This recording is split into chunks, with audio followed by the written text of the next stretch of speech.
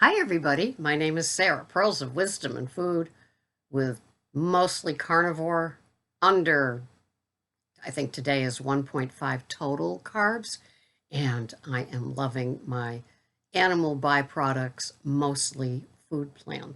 It just works for me. You have your cuppa? Hope so. Mm, I love mine.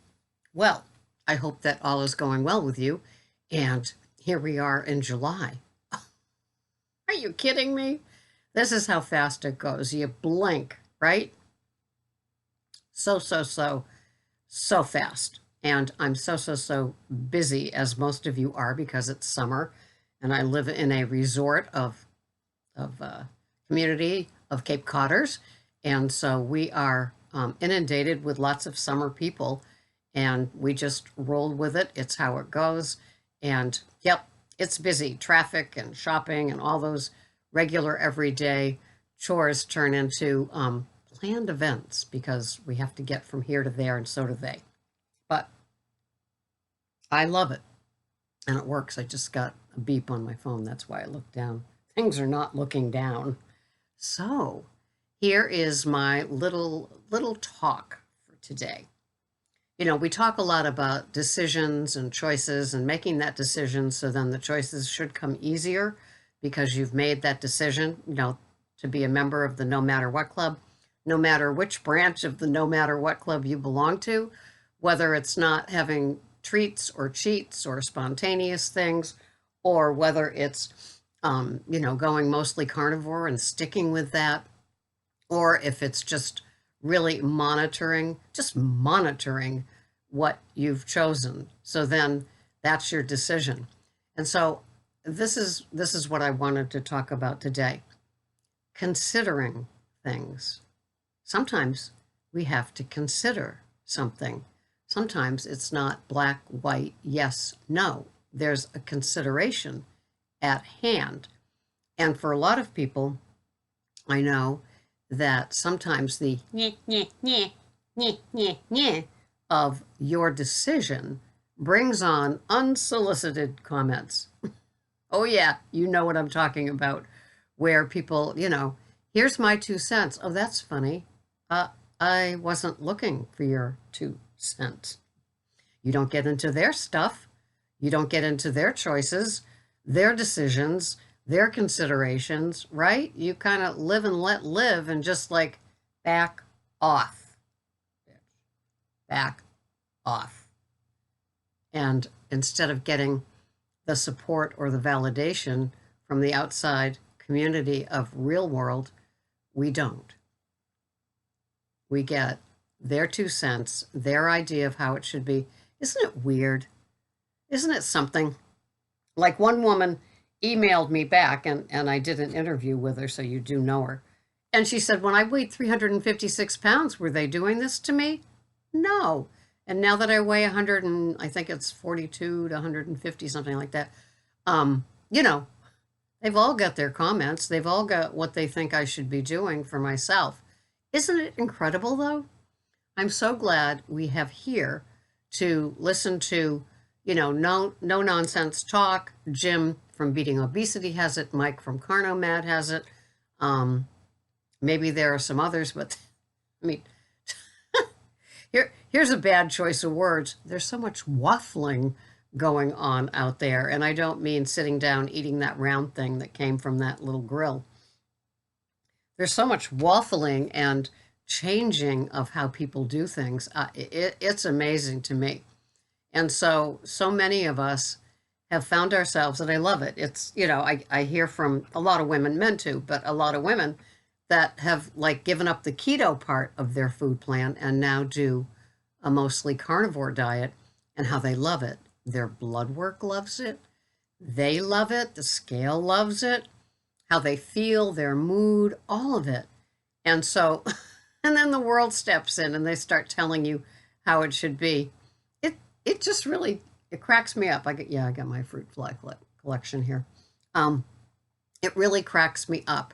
And so sometimes we're under so much pressure from the food pushers at these summer events that it's almost like we want to just eat it right in their face just to shut them up.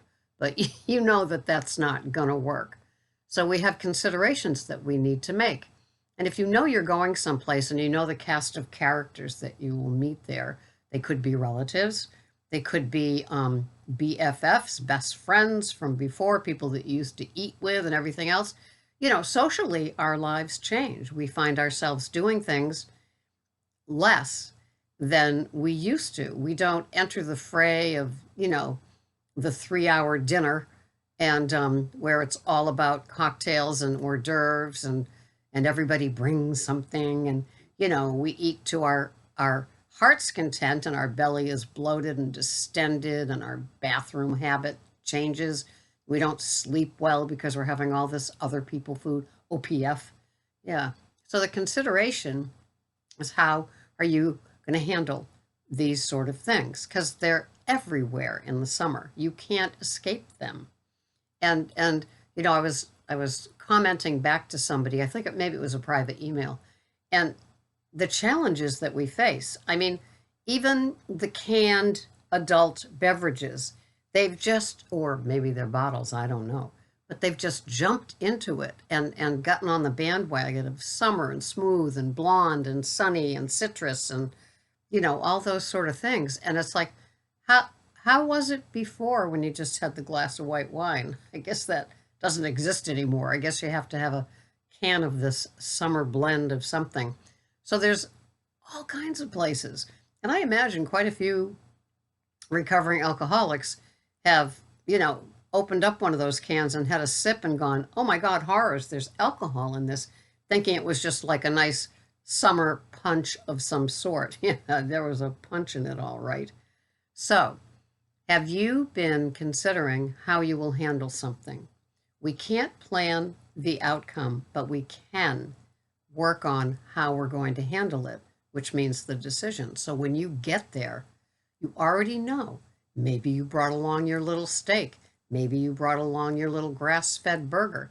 Maybe you brought along, scallops wrapped in bacon for an hors d'oeuvre, or even asparagus wrapped in bacon, something that you can partake in that normalizes your situation. It's awkward, it's uncomfortable, especially if it's your first summer, but we do get through it. We do.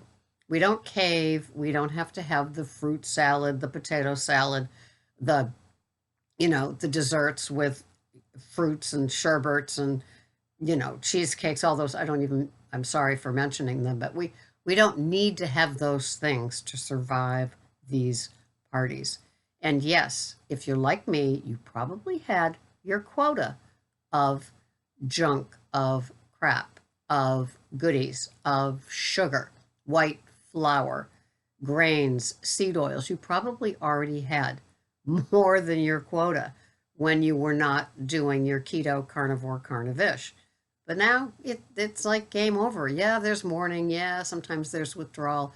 Yeah, sometimes there's a little bit of angst when you get to one of these things. And you look at it and it's like horrors. It's like, wow, is this how I always did this? With like all these things presented to me?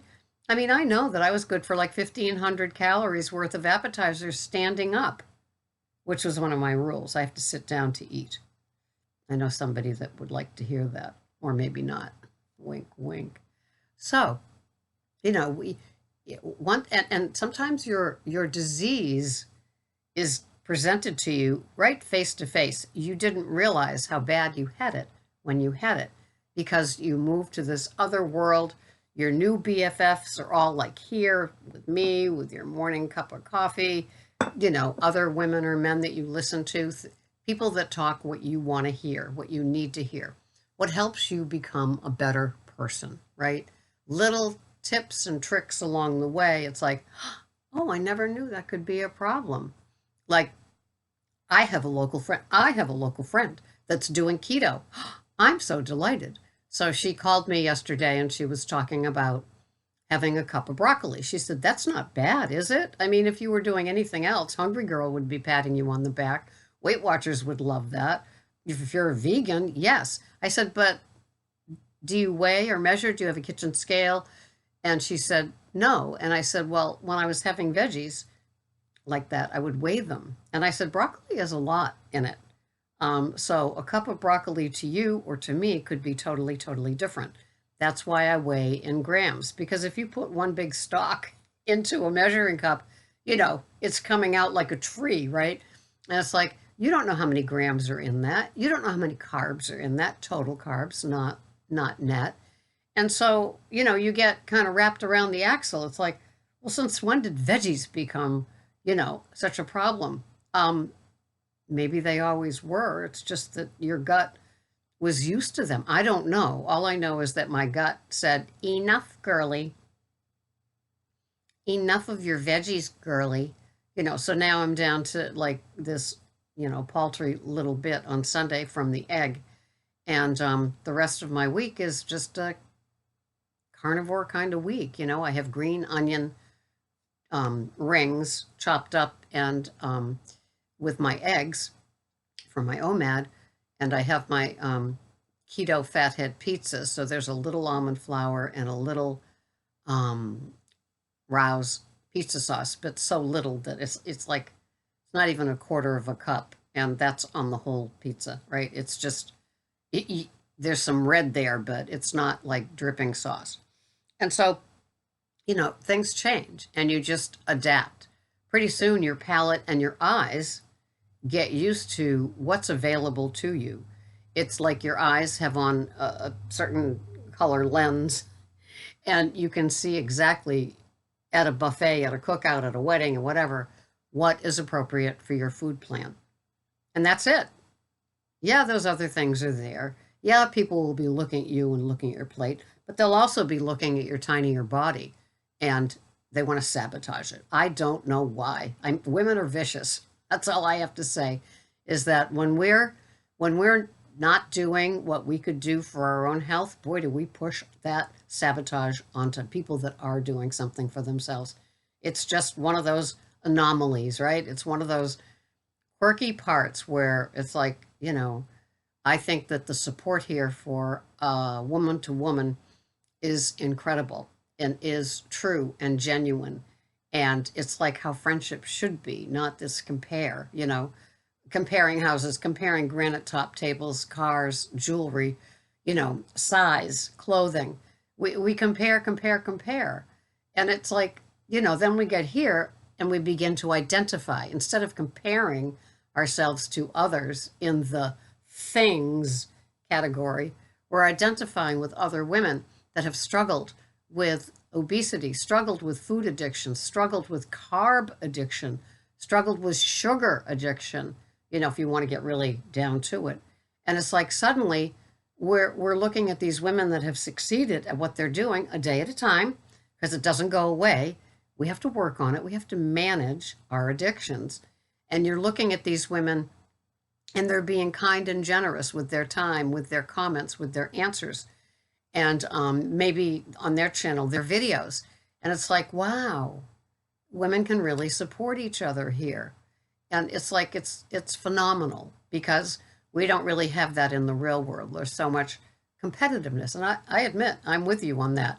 When I tell my story of how I entered low carb, high fat, there was this woman who has all the money in the world, absolutely gorgeous, like a Liz Taylor gorgeous with violet eyes at my AA meeting. Beautiful, drives a Bentley, right? I mean, it's like, I tell you, all the money in the world. And she had, this was like 5 years ago when I was, doing this, she had a midriff.